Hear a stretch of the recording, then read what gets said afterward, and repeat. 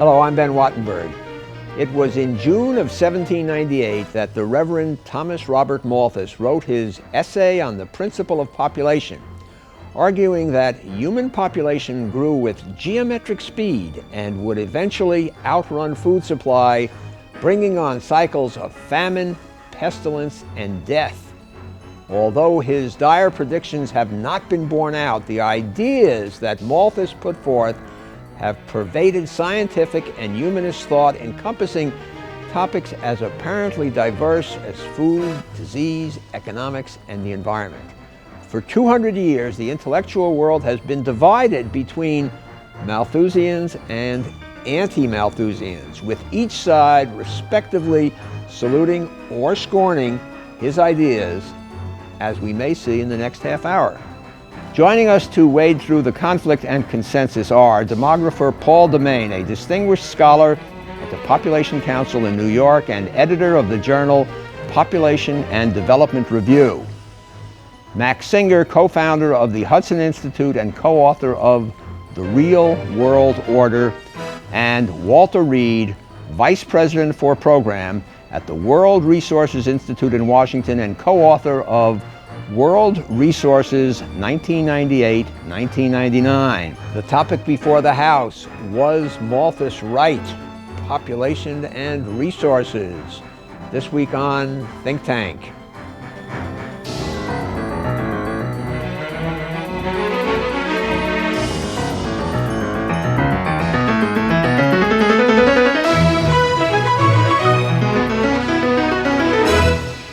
The global environment is always a hot topic. Will there be more people than we can feed?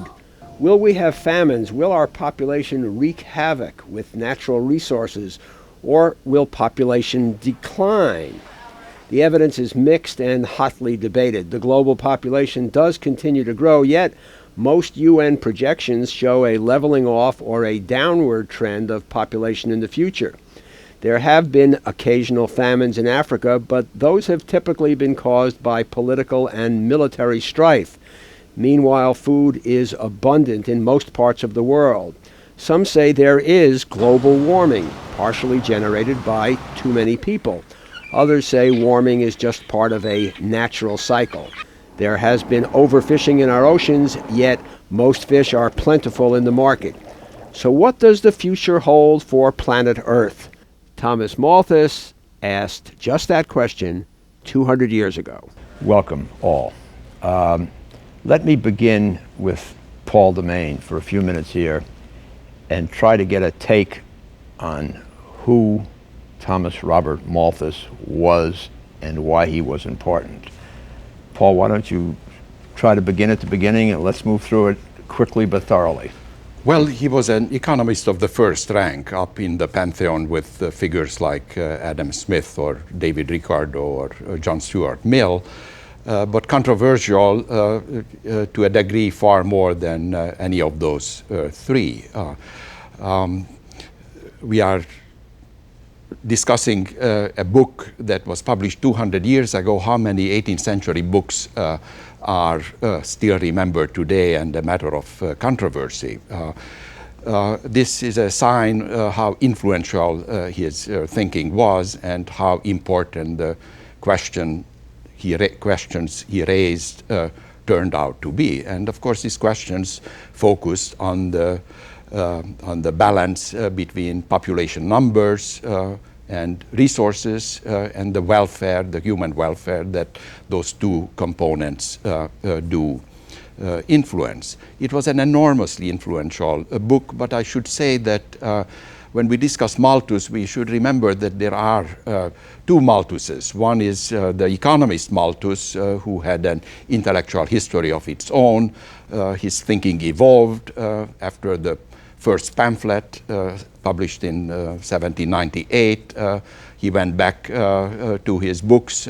He traveled. He thought about the issue and had a second edition of the same book. Of the same book. Well, it was really a different book, but he kept the title. Some of the essential thinking reflected in the original pamphlet remained, but it became a real contribution to social science in the sense that he brought in observation, statistics, the results of his extensive travel in Western Europe, Scandinavia, Switzerland, France, Russia too. And there were substantial modifications of the original raw formulation of his theory. Why don't you give us the original formulation and then the amended formulation again, as well, if I may, I would like to briefly refer to that second Malthus, and the second Malthus is Malthusianism as such.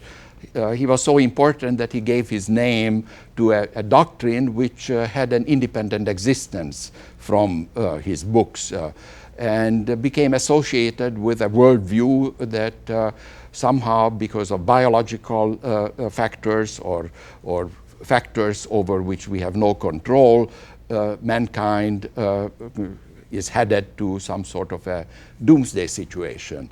This is very far from what a proper interpretation of Malthus, particularly the mature Malthus, would justify. But it is what he wrote in his original essay, the one that launched Malthusianism. He says it very clearly that this is a dead-end game that is bound to end up in catastrophe. Well, he pointed out that population and resources have to be in balance. And he added the proposition that resources are likely to grow much slower than population dynamics will increase human numbers. And that something has to give in this race. And in the original essay, he saw that the equilibrating mechanism will be essentially mortality, vice, misery, pestilence. He also referred famine. Yes, right. Food was very important. Now, this balance, of course, is by definition true. If you look at the animal world, of course, the observation is obvious. In fact, one of the enormous influence of Malthus was indirect when some 40 years after he wrote this original contribution, Darwin picked up the book and saw a mechanism for evolution in it. He gave credit to Malthus, and probably the most influential book of the last 200 years was the Darwin's Origin of Species, which in an indirect way sprang from the Malthusian proposition that competition for resources has an important influence on human history. Mm-hmm. Walter Reed, tell me, was Malthus right when he predicted that expanding population would lead to a depletion of resources? Well, there's no question that he was right that expanding population would lead to a depletion of resources, but what he was initially arguing was that it would outpace the ability of various, particularly agricultural resources, to meet the needs of that expanding population. And that, in the aggregate, he's turned out not to be right on that dimension. And it's because of factors that he ended up including in his later treatments, as I understand, and that is the ability of our technology to continue to produce more and more food to outpace the growth of growing populations. So in the aggregate, he turned out to be wrong, but in particular regions, for example, Africa, you do see a problem where currently population is growing, the production of food per capita is declining, rates of malnutrition are growing. So in some certain regions, you actually do see still some Malthusian type interactions playing out. Max, you agree with that? No. Surprise? Right. It depends what you mean by depletion. If by depletion you mean you take some iron out of the ground or some wheat out of the ground, thereby you must have left not as much left, then there's been depletion.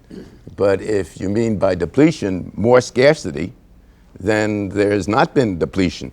The world has gone from 1 billion to 6 billion, But the price of grain is going down more than 6 times. The price of iron is going down. The price of all metals is going down. The price of almost everything we take from nature has gone down, which is to say that all those things are less scarce as a result or accompanying the multiplication of population. So I don't know what there's depletion of in this sense of not being as available as it used to be. The difference here is between an economic definition and a physical definition of depletion, I think, where in the last 100 years we've lost about half of the world's forest cover. About 60% of the marine fish populations are now depleted in physical terms. To the point what does depleted mean? I mean, there are fish, and if you go to a restaurant, you can order fish. But you can't get the same take from a particular population of fish. There's not as many fish to harvest. From an economic standpoint, I mean, you can purchase fish still. You get substitutes from the ones that have been depleted physically. You can buy an alternative, or you can buy chicken or something. So I mean, you can buy fish. Depletion. You can buy fish. You get an array. You go to a restaurant, and at moderate prices, you get an array of fish. I mean, as long as your arm, though. Sure, but it's not the same fish that you would have been able to get 100 years ago. That certain fish stocks physically are no longer there. And instead, we have alternatives, substitutes. And so from an economic standpoint, you can say, well, there's a substitute. But from a physical standpoint, there has been a loss of a particular resource. Another example would be coral reefs. That the pressure of humans on coral reefs and mangrove ecosystems has physically depleted those resources. Coral reefs are not as productive, as abundant as they used to be. Mangroves have been cut by an estimated half. And yet at the same time, if you look at it from an economic standpoint, are you able to get the services that mangroves provided? Well, we lost shrimp productivity in mangroves, but now we can what are develop mangroves? Let's determine what. Mangroves are a type of coastal wetland that basically involves tree-like plants that are found throughout the tropics, and they're the site where a lot of shrimp productivity, for example, takes place. So you can deplete the physical resource, but then create aquaculture systems to provide shrimp. So from that standpoint, shrimp are not any more scarce than they were, but that physical resource has been depleted because of population effects. And Paul, let me bring you into this now. We've had your historical insights. Now you're welcome to your opinions. Well, Malthus did focus on food as necessary for survival, and in a basic biological sense, he pointed out that there must be a balance. There can be no larger population that can be supported. But in the modified, sort of broadened view that Malthus put forward in later edition, he understood that what people consider as necessities, subsistence, is a socially determined element. That it's not just food. One doesn't live on food alone, but there are other requirements. And these requirements reflect a value judgment or a socially developed standard of expected affluence. And in this sense, the preventive check now operates not because food is scarce, but because people judge that they have to limit their family size in order to bring up their children according to standards that they consider minimal. So in this sense, an American family that decides that it's absolutely necessary that 2 children go to college might decide that they cannot afford a 3rd child. So there is an equilibrium of really a Malthusian sense, but on a much wider, much more subtle and broader interpretation of what human subsistence is. The striking thing about Malthus is that he wrote just at the time at which world history changed and human life changed. When he wrote, people lived essentially as they had for thousands of years, most people living in villages, most people uneducated, most people dying young, relatively few people in the world.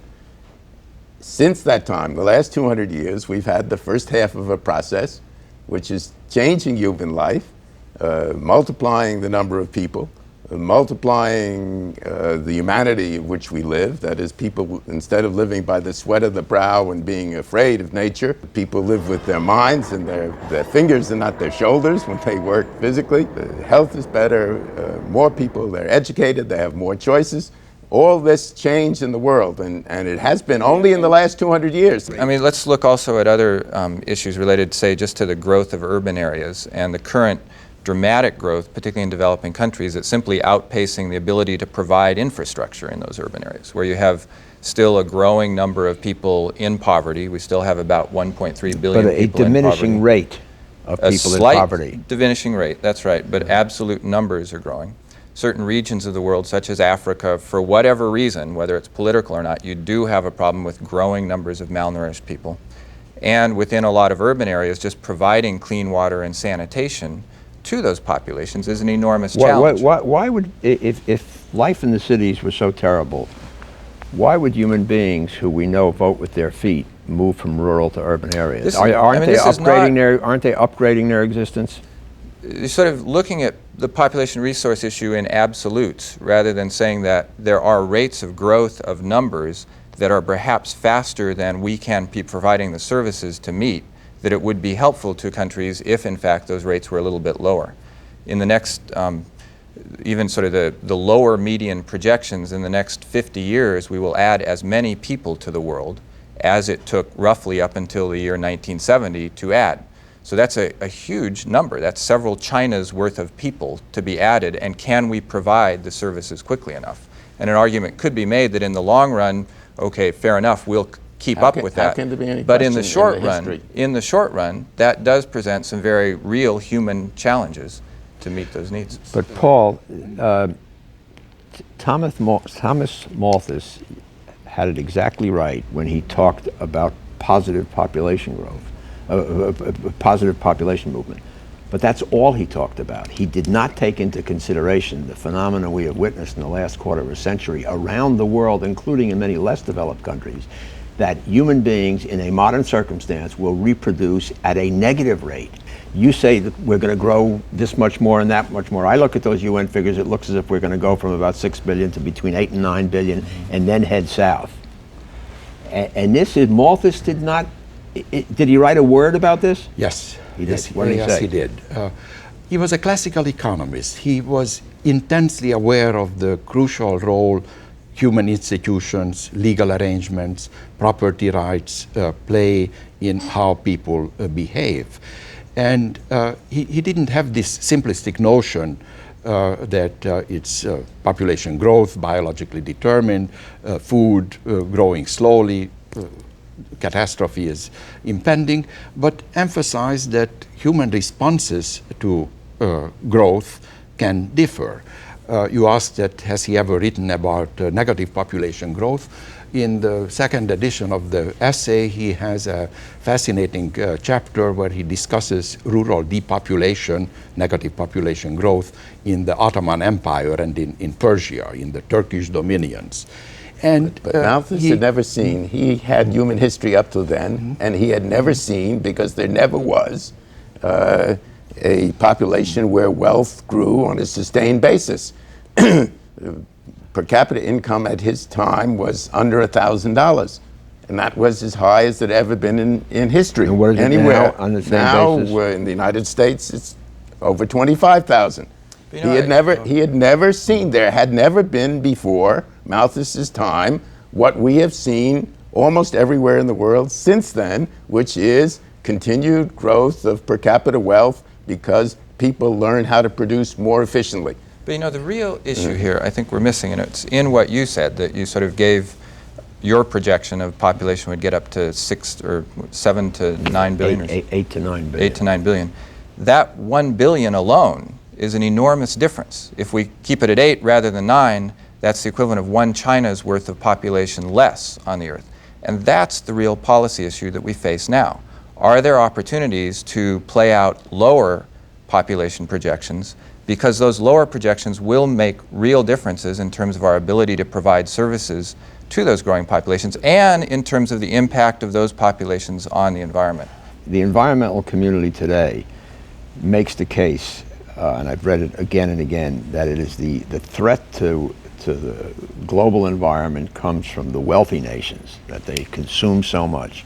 And yet the record is that it is only in affluent countries that you can afford the kinds of environmental regulations and controls that diminish the effects of harsh consumption.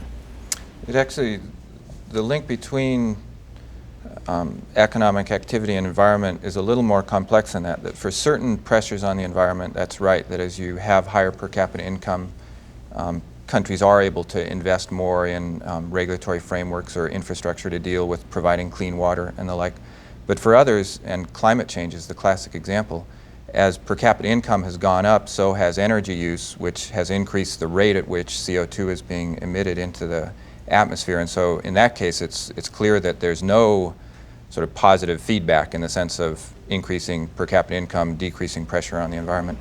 The other sort of twist... Except that's been decoupled now, the rate of... Starting to be decoupled. Starting to be decoupled. But Also, the trend is still the up. communists didn't pollute because they were poor.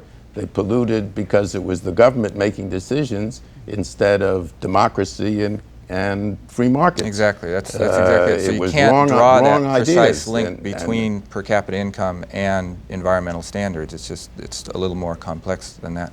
But you certainly can't draw it between profit-seeking behavior and environmental destruction, because where there's profit-seeking behavior is just where the environment has been improving, and where the government was running things is just where you had environmental destruction. Well, but no, that's on where a massive scale. my point is, again, that it sort of depends on the environmental issue, that those countries with the highest rate of economic growth are no question the countries that are contributing the most right now to the potential threat of climate change. Potential. So it depends on first of all, it isn't clear that there is going to be the climate change, and second, it isn't clear that the climate change, if it happened, would be harmful. And what I'd like to close on, maybe we can just have a brief conversation on it, is what did Malthus and Malthusianism bring to the table of sort of intellectual life beside this, not parochial, but somewhat limited argument about population and resources? Didn't he sort of cast a broader net just on...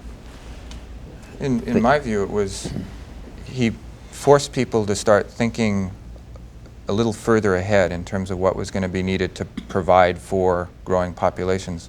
And when you look in the 60s at the response of the agricultural community to recognition of growth of population, and so heavy investment in agricultural research, that sort of more forward-looking attitude was just essential for society to keep up with population.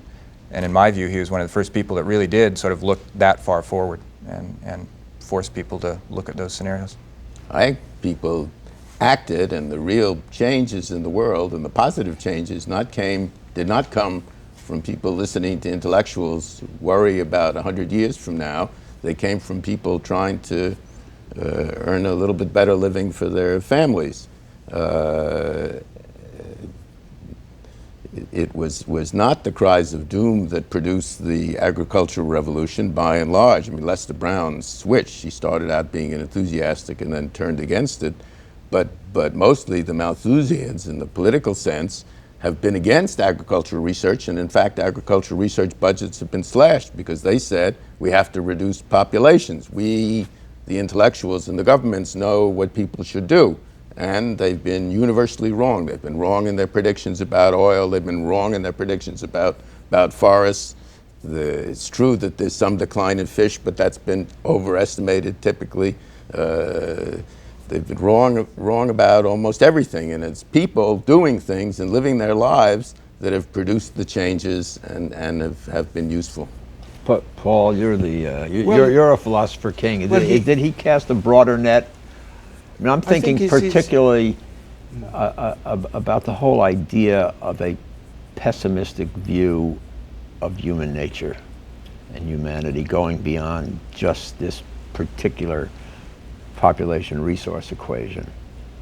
Well, Ben, when you see his criticism, say, of Condorcet, and ask who was right, I think the last 200 years, and particularly the 20th century, and all the totalitarian experiments trying to perfect human society, indicate that Malthus's darker picture was far closer to the truth than the starry-eyed predictions of Condorcet. So I think I would side with Malthus in taking a cautious view of where we are headed. Of human nature. Of human nature. Yes. Yeah. Thank you very much, Paul Demeny, Max Singer, and Walter Reed, and thank you for Think Tank.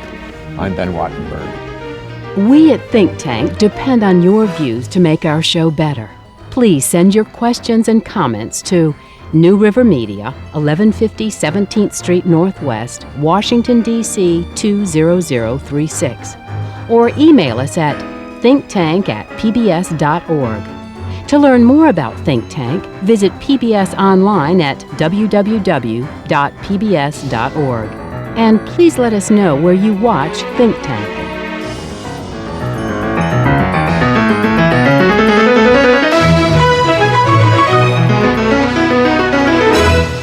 This has been a production of BJW Incorporated in association with New River Media, which are solely responsible for its content.